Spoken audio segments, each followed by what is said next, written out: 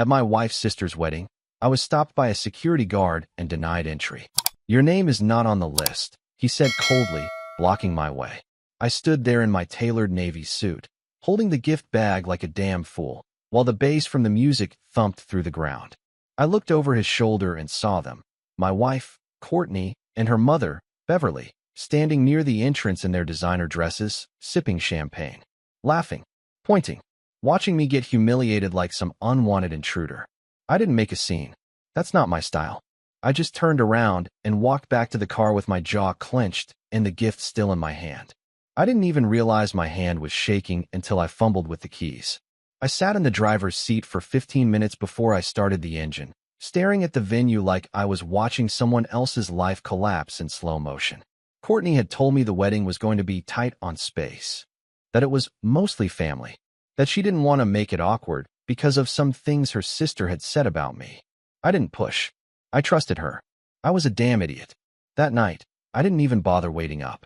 She came home around 2 a.m., heels in her hand, perfume cloud trailing behind her like a trail of deceit. I pretended to be asleep.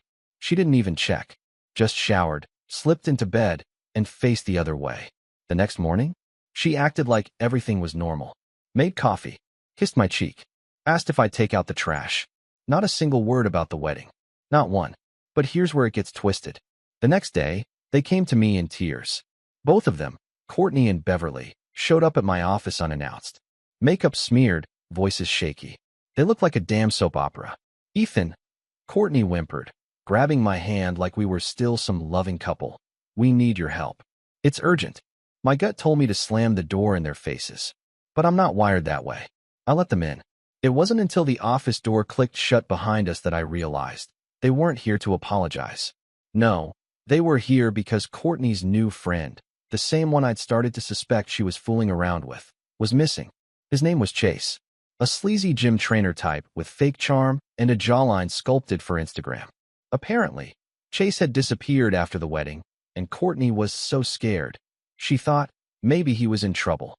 Or worse, caught up in something dangerous. She said it like he was family, like he mattered more than I did. That's when I felt it, the snap. Like something inside me cracked open. I wasn't even angry. I was ice. Frozen. Sharp. I looked Courtney straight in the eyes and said, "You're telling me you took him to the wedding instead of me. You humiliated me. Then he disappears. And now you come to me for help?" She didn't deny it. "Not really. It wasn't like that," she said quickly, voice trembling. "You don't understand. Chase just needed someone." "Oh, I understand." I cut her off. "I understand everything now." Beverly started sniffling louder, clearly trying to draw attention to herself. Classic narcissist play. I ignored her. I turned back to Courtney, who was now biting her lip like she used to when she lied about working late. "You left me off the list so you could bring your boy toy to your sister's wedding," I said. "You laughed while I was standing outside like some damn delivery driver. And now you want me to help you find him." That's when she snapped. "Don't act like you're some innocent victim," she hissed, stepping back. "You're boring, Ethan. You've always been boring. You never paid attention to me. You never understood what I needed." I almost laughed. Not because it was funny, but because I finally saw her. Not the woman I married. Not the one I thought I'd build a life with. Just a manipulative, self-centered, lying bitch who would torch the whole world if it meant she got to be the center of it.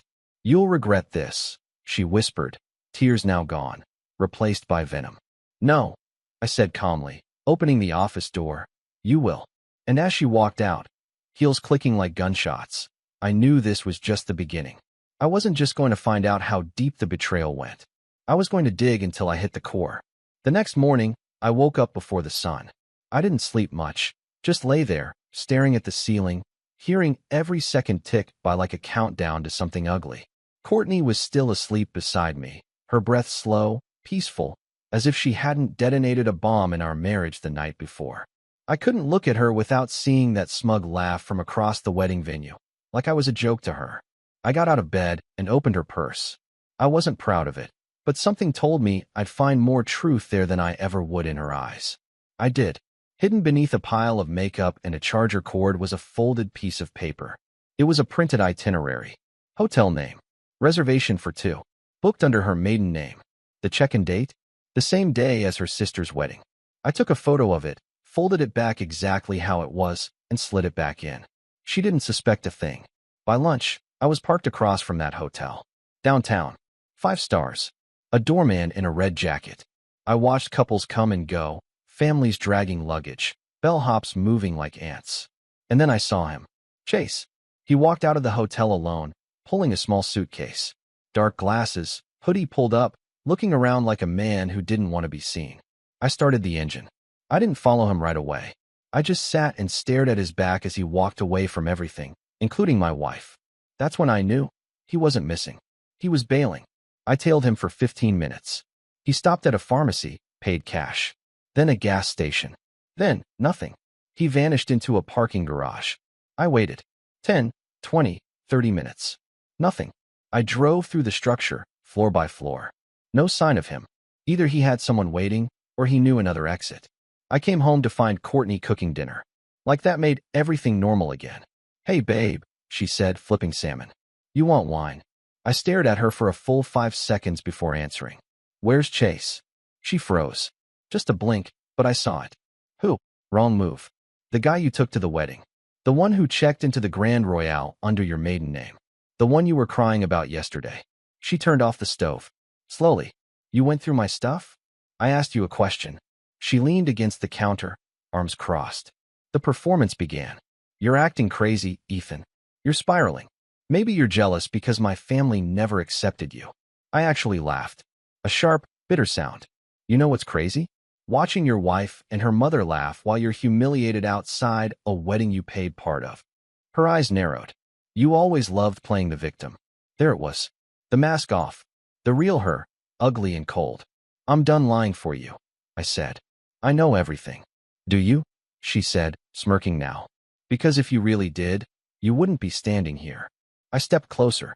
"I know about the hotel. I know you used me. And now, I know you're scared, because your little fling ghosted you the moment things got serious." She didn't flinch. "He didn't ghost me," she said quietly. "He ran because he thought you were dangerous." Maybe I am.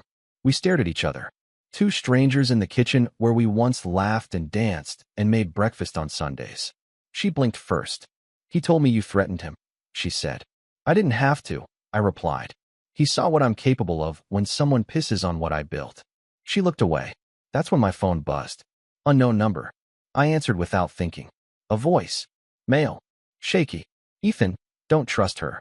She's not who you think she is." "Who is this?" Don't let her know I called. Just check the safe." The line went dead. Courtney was watching me now, eyes narrow, cautious. Who was that? Wrong number. She didn't believe me. But I didn't care. I went to the safe that night, after she fell asleep. Inside, behind the documents and jewelry, was a flash drive. And what was on it changed everything. I didn't sleep. Not even a minute.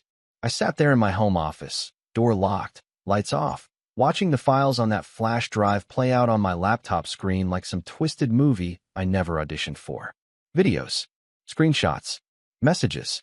Courtney, half naked in hotel rooms, laughing into her phone, calling me boring. Calling me a walking paycheck. Saying she was trapped with a man who doesn't even know how badly he's being played. Then came the part that broke me. A video, clearly filmed by Chase, where she's sitting on the edge of a hotel bed, hair a mess, wearing my hoodie. She looks into the camera and says, "If Ethan ever finds out, he'll probably cry for a week, then beg me to stay. He's too weak to leave me. He needs me. He worships me." Then she laughs. That same cruel, wicked laugh I saw at the wedding. "And Chase," he says from behind the camera, "he'll find out eventually." She just shrugs. Let him. The more broken he is, the easier it'll be to take everything. I don't remember shutting the laptop, or punching the desk, or throwing the chair halfway across the room. But I remember the silence after. The kind that isn't really quiet. It screams in your ears. She was going to bleed me dry. Emotionally. Financially. Publicly. That wasn't love. It wasn't even hate. It was calculation. The next morning, I acted normal. That was the hard part. She was in the kitchen again, humming like always, pouring coffee like she wasn't planning to ruin me. "Morning," she said sweetly. I kissed her cheek. She smiled. "See? That's better. I hate when we fight." I nodded, grabbed my keys, and said I had a work meeting. I didn't go to work. I went to the lawyer. It took 3 hours to set the trap. I had the videos. I had her messages. I had screenshots from our shared accounts where she was siphoning money to some consulting fund with a fake company name that led straight to a debit card in Chase's name. The lawyers said, "You'll win this, no question. But it's going to get ugly." "I'm counting on it," I said. When I got home, she was on the phone, whispering in the hallway. She didn't notice me listening. "No, he's clueless," she was saying. "We'll move the money next week. Just act like you ghosted. He's soft. He'll collapse the moment I cry." She turned and froze when she saw me. I smiled. "Who was that?" I asked casually. She blinked. "Just Amber. Girl stuff." I stepped closer. "You sure it wasn't Chase? You know, the guy who left a flash drive in our safe." Her face turned white. I dropped the keys on the table and leaned in. "You should have picked someone smarter." She opened her mouth, but I raised my hand. "I'm not interested in hearing more lies, Courtney." "You went through my private things?" she shot back, her voice shaking with that fake righteous anger. "You tried to rob me. Emotionally, financially, hell, maybe even legally. Don't talk to me about privacy." That's when she snapped again. Tears. Crocodile ones. "You never loved me right. You never made me feel special. Chase made me feel seen." I laughed. "Couldn't help it. Courtney, Chase saw your ass. That's about it." She screamed. Actually screamed, like a tantrum-throwing teenager who just got told no. I walked past her, picked up my overnight bag, and headed toward the door. She followed, shouting, "You're not going anywhere." I opened the door. Wrong again. She grabbed my arm. "You'll regret this." I looked her dead in the eyes. "No, I regret marrying you." She let go, and I walked out. But this wasn't over. Not yet. She had no idea what was coming next. I stayed at a hotel that night. Nothing fancy, just clean sheets and a lock she couldn't open. I lay there staring at the ceiling again. Only this time, I wasn't numb. I was wired. Every nerve in my body was alert. I wasn't done. Not by a long shot. She thought she'd ruined me. She had no idea she'd just started a war. The next morning, I called a private investigator. Guy named Travis, recommended by the lawyer. Ex-cop. Quiet. Wore sunglasses indoors. No small talk. My kind of guy. I gave him everything. Names, timelines, accounts, even the flash drive. He nodded once, didn't ask stupid questions, and said, "Give me a week." It took him 4 days. Turns out Chase wasn't just a gym rat with a pretty face. He was on probation. Identity theft. Credit card scams. Multiple women, same routine. He'd charm them, get them to open accounts, start businesses, then disappear. Except this time, he hadn't disappeared. He was hiding. Someone was protecting him. You can guess who. Courtney had rented a second apartment under a fake name. Travis found the lease. Photos from the security cameras showed Chase entering and leaving at odd hours. She hadn't just cheated. She had built a second life. And she thought I was boring. I didn't confront her right away. I waited. I watched. Every day, she texted me sweet little lies. "I miss you. Let's talk. Can we fix this?" I played along. "Maybe," I replied. "I just need time." Meanwhile, I moved the rest of my money. Froze the shared accounts. Transferred the car title to my company. Changed the locks at my office. Every asset with my name on it got locked down tighter than Fort Knox. And then, I called her mother. Beverly. That woman had always treated me like I was beneath them. Like I was lucky to breathe the same air. She'd smirked at the wedding while I was turned away like a damn stray dog. So I figured, why not let her in on a little secret? "Hi, Beverly," I said calmly. "Just wanted to let you know, your daughter's going to be served divorce papers next week." There was silence. Then the venom kicked in. "Excuse me." She cheated on me. Lied. Stole. Hit a fugitive. But I'm sure you already knew that. Oh, and one more thing, I said. "You laugh while I stood outside your other daughter's wedding.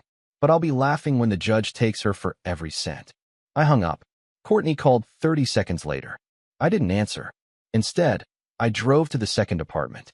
I waited across the street, engine off, watching from behind tinted glass.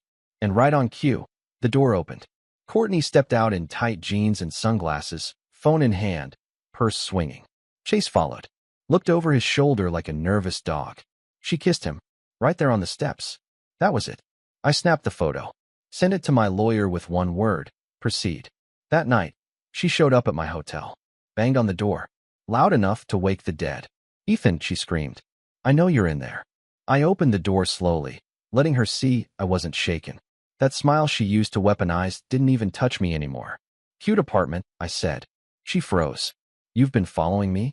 I hired someone better than Chase. Her face changed.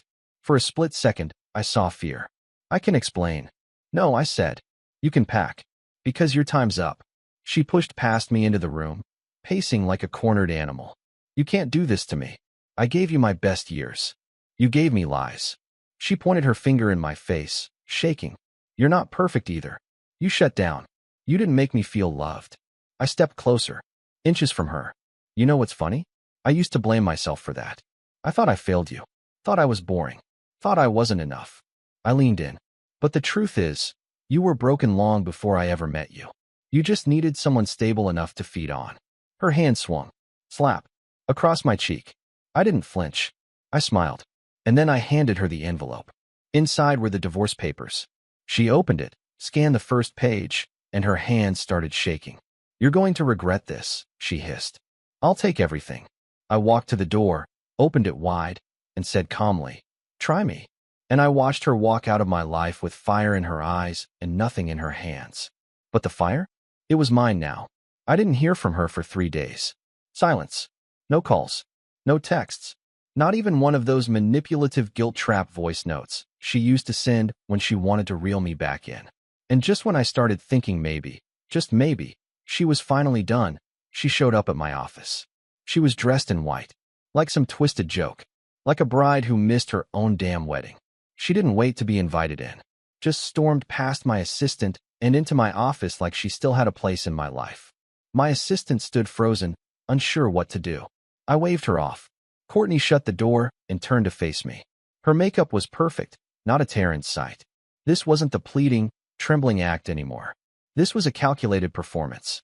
I knew that version of her well. Cold, polished, empty inside. You're making a mistake, she said, arms crossed, eyes locked on mine. I already made the mistake, I said without blinking. I married you. She smiled, but it didn't reach her eyes. You really think you're going to come out on top here? I don't need to come out on top. I just need to get out. She stepped closer, her voice dropping to that seductive tone she used when she wanted to distract me from the truth. Ethan, we can fix this. You and me. We had something real. Don't let this Chase thing ruin everything. This Chase thing, I repeated slowly, is a felony. And what we had wasn't real. It was a show. A scam. And I was the idiot buying tickets. She tilted her head. You still love me. I almost laughed again. You're confusing love with muscle memory.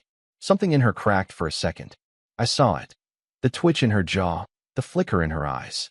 She didn't expect me to stand this firm. She thought she still had power. I'm not signing anything, she snapped. You'll have to take me to court. I already did, I said. You were served. Yesterday. Her face fell. Also, I added, I sent those videos to your sister. And to Beverly. In case you're wondering why they're not returning your calls.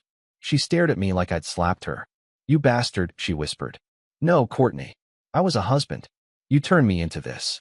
She lunged forward and tried to grab the flash drive from my desk. I was faster. Snatched it away and held it up. You're not in control anymore. Her breathing was heavy. Furious. Desperate. You're going to ruin me. No, I said calmly. You did that yourself. I'm just finally holding up the mirror. She stormed out, slamming the door hard enough to rattle the walls. My assistant peeked in, eyes wide. You okay? I nodded. Better than I've been in years. That night, I got a call from Travis. We found Chase. He was in a motel 2 hours outside the city, registered under a fake name. Cops were on their way. Apparently, someone had tipped them off that he was linked to a series of online scams. That someone was me. He'd be spending the next few years in prison. And Courtney? Well, she tried to play the victim card. Said she was manipulated. Said she had no idea what Chase was doing. But the bank records didn't lie. The messages didn't lie. The lease under her fake name didn't lie. The judge saw right through her. In the end, she walked away with almost nothing. No spousal support. No share in the house. Just her clothes, her lies, and a reputation that followed her like a shadow. I didn't celebrate. There was no victory dance. Just relief. Cold, quiet, full-body relief. Because when you spend years loving someone who was only ever pretending, the win isn't revenge, it's freedom. But there was one last thing. A letter. One I never sent. I wrote it the night she left the hotel screaming, back when my hands still shook with everything I wanted to say but couldn't. It said, "Courtney, if you're reading this, it means you're still trying to understand how you lost. The truth is, you lost the moment you decided to treat love like leverage. I gave you everything, and you gave me a performance. I hope one day you understand the difference." I never mailed it. I burned it, because she didn't deserve the closure. Weeks passed. The dust settled. Life didn't exactly go back to normal, because nothing about me was normal anymore. I wasn't the man I was before Courtney, and maybe that was a good thing. I moved into a loft downtown. Smaller, quieter. No reminders of her perfume clinging to the curtains. No arguments echoing in the walls. Just silence. Pure, unfiltered peace. The kind you don't realize you've been missing until you finally breathe it in. I started sleeping better. Eating better. Hell, I started reading again. Little things. Things that used to feel like nothing but had been eaten alive by her chaos. I wasn't trying to rebuild my life. I was trying to remember who I was before I lost myself in hers. Then, one night, my phone lit up. Unknown number. I let it ring. Then it rang again. And again. I finally picked up. "Ethan," a voice whispered. "Courtney." I didn't say a word. She breathed into the phone for a few seconds like she was scared I'd hang up. Or maybe hoping I would. "They're charging me," she said. "Accessory to fraud." I didn't know. "You did." I didn't mean for it to go that far. "Chase, he was using me." "You were using me," I replied flat. "I'm scared." I waited. She kept going. "I don't know who I am without all of this.